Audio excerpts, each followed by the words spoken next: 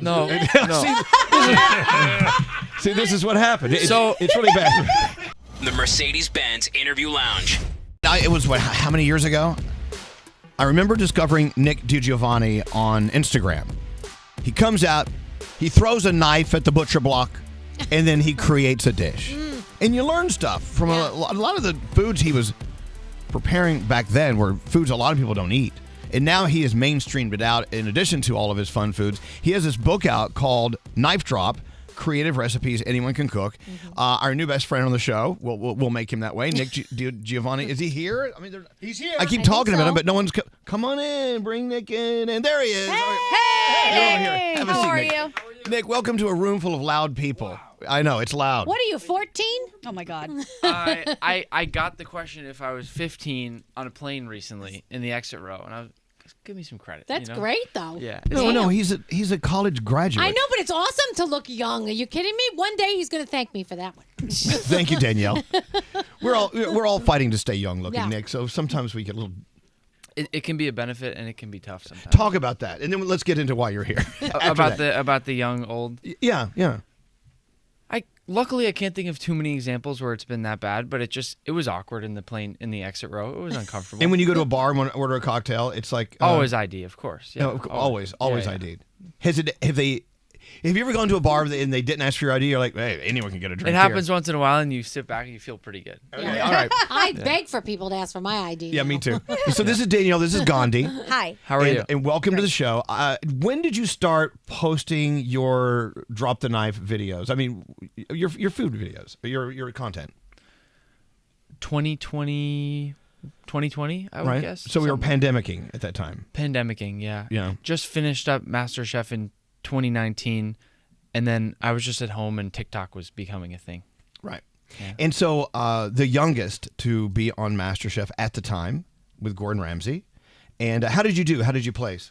I ended up getting third, so I got to go to the finale. Really exciting, really fun, and it was a fantastic journey on MasterChef. It was exciting, it was new, it was intense, and I like competition too. And he's tough. He's tough. Gordon Ramsay is tough. And I just saw you in the city doing like the world's largest beef Wellington with him or something. Yeah. I mean, is he nice to you? Because I've heard he can be a little salty. No, he's tough, but he's one of the nicest people I've ever met. When the cameras were off, he was nicer. I would guess. He's got a very soft side that I don't know how many people actually know about it, and I think, but he's super, super nice. He's a good person. Not a bad person to know, I guess. Definitely not a bad person to know. Right. Unless you get him on your bad side, I suspect. Or don't be on his bad side. You don't want to get there. Also, you may not know, Nick, you attended Harvard. Nice. And you were the first undergrad culinary student. Is it what? Explain this to me. Yeah. I was the first person to graduate with a food degree from Harvard, which was very hard to convince them to allow me to do. How do you convince Harvard to do anything? It's Harvard. They rejected it the first time. Right. They shut it down. They said no. I was pretty upset because it was the thing that I wanted to do. I wanted to find a way there to do something with food, and then I had all these professors on my side. That's when we sold it. Right. And you're from Boston originally? Yep. From Rhode Island. From Rhode Island. But Boston, I've been there for 15 years now. Right. Maybe. Okay. Yeah, Gandhi used to live in Boston. I did. Yeah, whereabouts? Somerville? Nice. Yeah. Yeah. Right near Bedford? I'm right near you. I'm in Porter Square. Hey. yeah. There you go. Are you guys going to start talking like Bostonians? I think partway through. Yeah. And Froggy's in Jacksonville. Say hi, Frog. Say hi to Nick. He's here. Hey, Nick, what's going on? I noticed, because I follow you on Instagram, and being from Boston, I'm not, but you are. I saw that you did a Sunday with Tom Brady. What was that like? He's a big Tom Brady fan. Yeah. Massive Tom Brady fan. And, and then after this, we're going to talk about all the celebrities you're a magnet with. But go ahead, Tom Brady. Well, you know what? I'll first say I would love to give you the avocado ice cream recipe after this because it's pretty good. It tastes like chocolate ice cream. Oh, if you can believe it. It does. It does. You're putting all this stuff together, and at first it's looking kind of weird, and then suddenly it starts kind of looking like brownie batter, and you're like, you know what? This actually might work. And then you taste it, and it tastes like chocolate. So that's what I learned out of doing that with him. Obviously, he's a legend. He's a living legend, and he's a New England icon. Yeah. And icon beyond that, but New England especially. it was exciting. It was the only time I think I've ever been nervous to do a collab video. Truly. Wow. Yeah. Really? It's the Did he only actually time. eat the ice cream? Because I don't believe he eats it. But I think he's a fan of He it. took a bite. Okay. Right? He took a bite. Oh, I thought it was his idea to do avocado ice cream. It's his recipe. Okay, well then he took a bite. His recipe. He's I have got a friend. some TB12 powder in there, of course. A really great friend of mine who's a chef out in Santa Fe, New Mexico. He does this avocado dessert, which is just, and he makes you guess what the ingredients are, and you never say avocado, but it's awesome. What made you want to do this? Like, what was your interest in food? Like, how did it happen? It was all family. Yeah. It was all family. Grandparents, especially grandmothers, who were really talented in the kitchen, who I just looked up to a lot. Bunch of Italians, A big mix, actually. but you have Iran in your background. I do. An I'm Iranian background. Persian, Italian, German. We had. I mean, my aunt is not blood related, but Indian. So we have all these different backgrounds that I've now learned so much about food from different areas of my life. Which is So great. this is why we become so enamored with food. It really, truly is it's a history lesson as well. I mean, you're learning about culture. You're learning about the foods that we don't get here, things that are not indigenous to where we live. And so let's talk about Peruvian. What's the crispy rice? And you have a recipe for it in your book.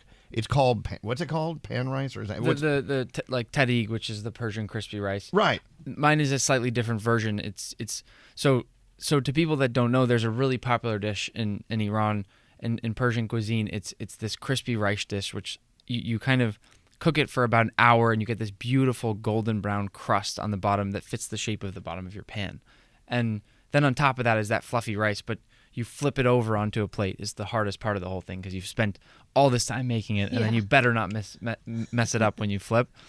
And then when you flip, you have the golden brown part on top, and you can crack into it. And it's this beautiful shell of crispy rice that you can eat. And everyone at the table is fighting over the crispy bits. I want it now. Right? Oh, Yeah. man. I mean, It's so really you good. go out for sushi, you get crispy rice with tuna on top, whatever. Yeah. I just love it because it gets stuck in your teeth and it's with you all day, so you never forget about the meal you had. So these are the stories for what you eat. So if you watch any of Nick's videos on anywhere, he always starts out by throwing the knife. Now, have you ever sliced the crap out of your finger throwing this knife? Because it scares me when you do this. Well, knock on wood, I haven't had any injuries yet, but I've been close. Oh, Like injuring you or other people. Me. Okay. Think about that. he had to think about I it. was thinking the same thing because when you slam that knife down, I'm like, I wonder if it ever hasn't gotten stuck and bounced right back. I mean, there's a video the other day where I did one and it just shot right between my legs. Oh God! Oh, my gosh. Probably by an inch or two. It's crazy, but that's the excitement. You almost hit your. That's not excitement. You almost hit your private parts. I did. You need those. That's the excitement about it, though. That's why people want About slicing your balls off? No. Well, I don't want to do that part of it. Okay, all right. But like just a little stick would have been okay. Yeah. So if you've seen any of his videos, you see this. How did that start? How did this tradition start? Has it been there from the beginning, from your first videos? I've probably seen a chef do it here and there. I've seen Gordon do it once. I've seen multiple people do it before. You're not supposed to do it with a nicer, higher-end chef's knife because you don't want to. A chef's knife is a very prized possession to any chef. It's just you want to treat them properly. I care for mine in the typical way with you're waxing it, you're treating the wood handle, the whole 9 yards, sharpening it, of course. And so I bought a lot of these sort of cheap knives that I could throw. Oh, so you're and throwing have cheap fun knives. with. Okay, all right. Most of the time, if I have a guest, sometimes they don't know, and I don't want to. I feel bad interrupting and sort of saying, "Hey, that's my fancy chef's knife. Can you?" So Wow. We've had people break some nice ones. Yeah, we don't want that. No, They're you gotta expensive tell too, them. right? Yeah. The nice ones. Of course, yeah, they're expensive, but they're if someone's there being generous enough to make a video with Where'd me. the book go? Yeah, see Right the book. here. I'm going to go through this book Stop. because Yeah. we haven't really talked about the food, and I can already tell just in one-on-one conversation or four-on-one conversation, you get excited talking about food. I do. I mean, there's something. What is it? I mean, this may be such a general question; it's hard to answer. What is it about food that you find so powerful? It makes you so passionate about it. Food is, there's so many different ways that it can change your life, right? And make you happy.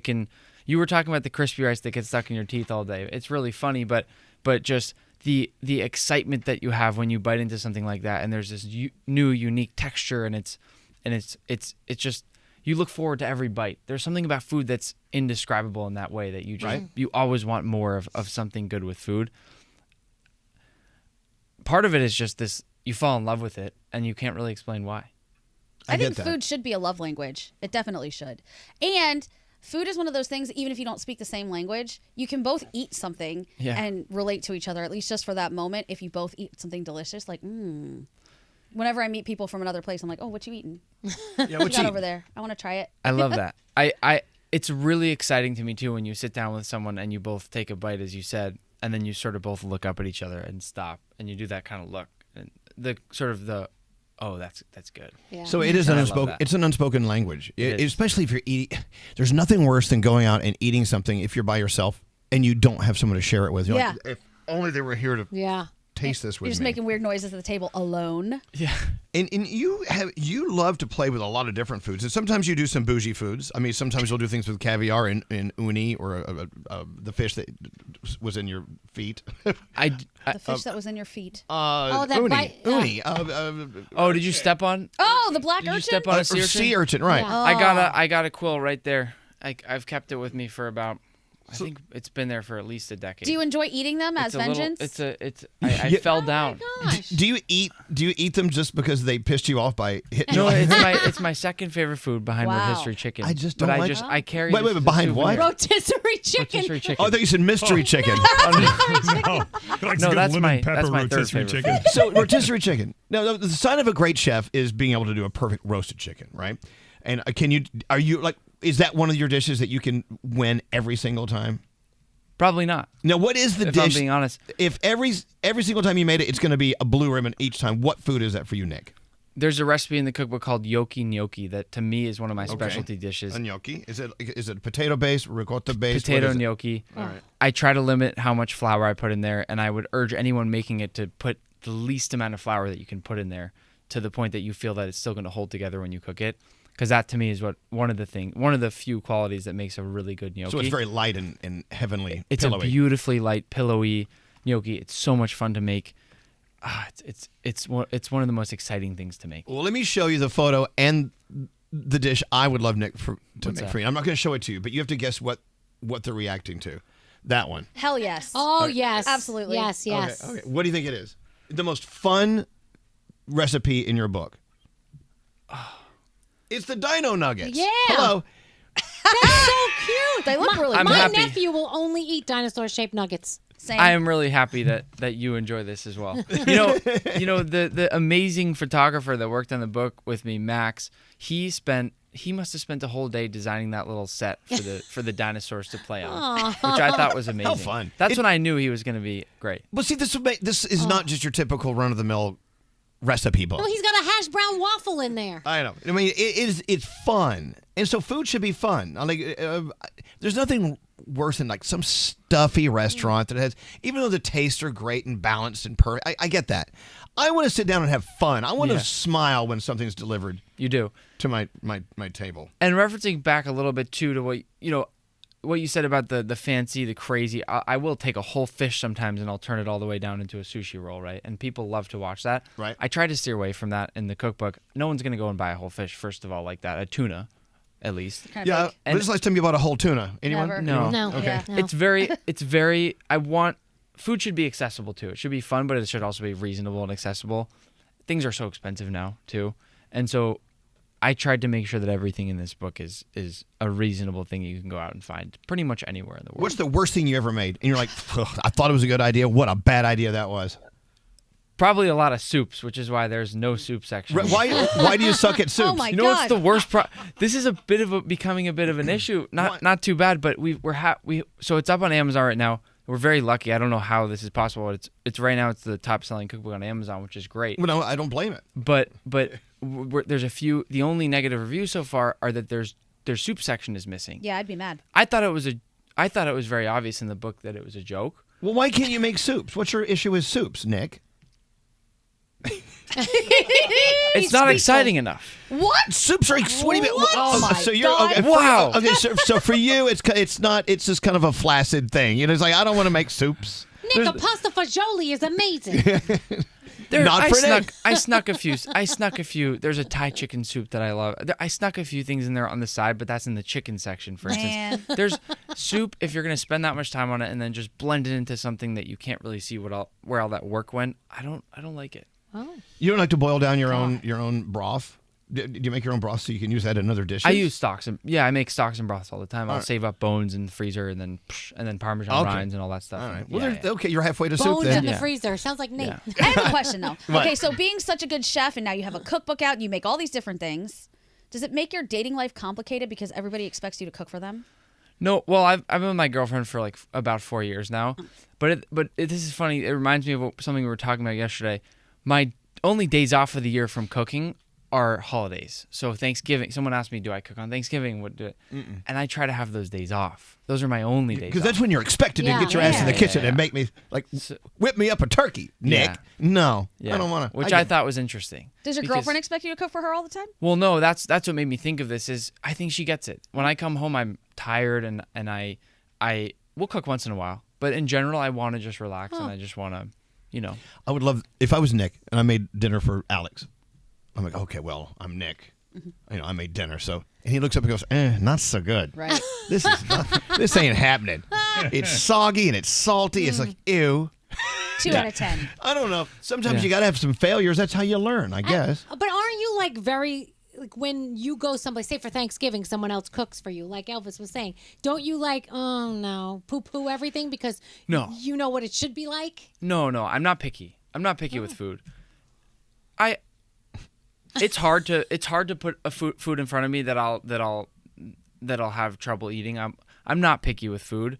I'll think stuff in my head maybe a little bit if I'm being totally honest. How you could have done it? How you could have done it differently? Exactly. Yeah. Well, I was joking too because at Thanksgiving, let's say I out of the corner of my eye see someone doing something to the turkey that I know is going to make it a little drier. It's like, all right, well, I'm going to sit down at the table later and have a turkey that's a little bit drier. Yeah. But I'm not going to say anything. You're going to sit down and eat that dusty turkey and not say one word. Good for you. By the way, if you're wondering, I'll tell you, Nick DiGiovanni, his book is Knife Drop, Creative Recipes Anyone Can Cook, but you need to be following him. I mean, you've got tens of millions of people who are watching you create this stuff. That's got to be a little bit mind-blowing to you, a little bit. Mind-blowing, certainly. Yeah, but at a certain point, I don't think much about it because I've been doing the same thing the entire time where I make videos that I think will be exciting and that excite me and that I hope people will enjoy. And that's all. And the thing about his videos is that it's a quick learn. I mean, it's a quick roll. I mean, so sitting down or standing up to do these videos, it takes some preparation. And you know how you need to get from point A to point B in a succinct amount of time. Mm-hmm. It's got to make sense. At the same time, it can't go too long. Because, I mean, your videos are typically how short? Well, we spend a lot of time on YouTube on this separately from the shorter stuff, which those are longer. Those are 10 to 15 minutes. But yeah, these ones we're talking about now are 30 seconds. Right. But you learn a lot. It also teaches me as a chef to learn to boil things down to the very important topics. Does that make sense? Yeah, because we have yet to perfect that here on our show. Maybe we should learn. We should think of this as us boiling things down. Yeah. The very important steps, right? What's up, Scary?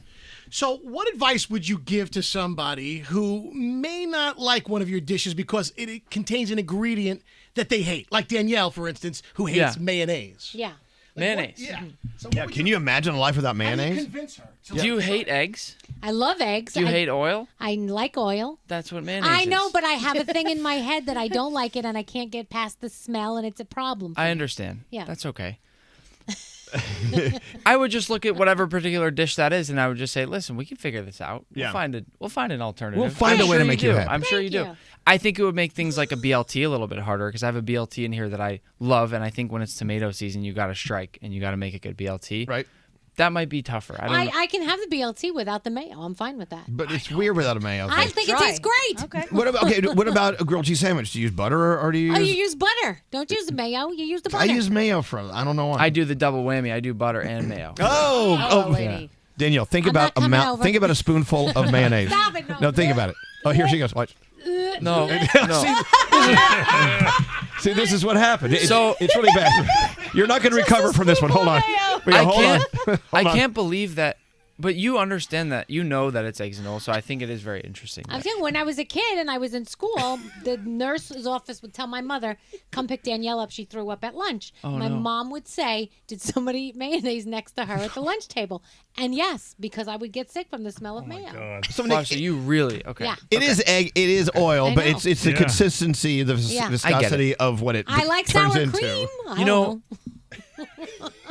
I tried to get Danielle one time to eat brownies that had been made with mayo, but then I told her right at the last minute. But you would never know, Danielle. You would never ever know because that's what made them so good. And this is why, Nick, a lot of people don't become adventurous at a table because they make their mind up before they even sit at the table and the dishes. And that's got to piss you off. That makes me so mad when people make their mind up before they even try it. But at the same time, to be fair, right? One of the things I love about food is that it's such an individual thing. And that's a big reason that I don't like to cook off a very strict specific recipe. And in here, I literally say, in this book, I say, do not follow my recipes to a T because you're going to like something different than I do. Huh. Don't follow the amounts to a T. Ever. All right, look, this is a beautiful, beautiful cookbook.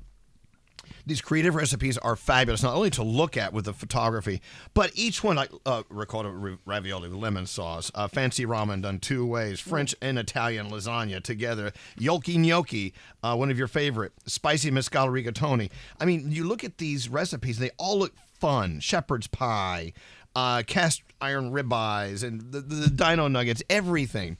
It's really a great read and a great look, even if you're not going to cook any of it. It looks so good. But you know someone in your life that would love this. Oh, yeah. And if you don't follow Nick, then I can't help you.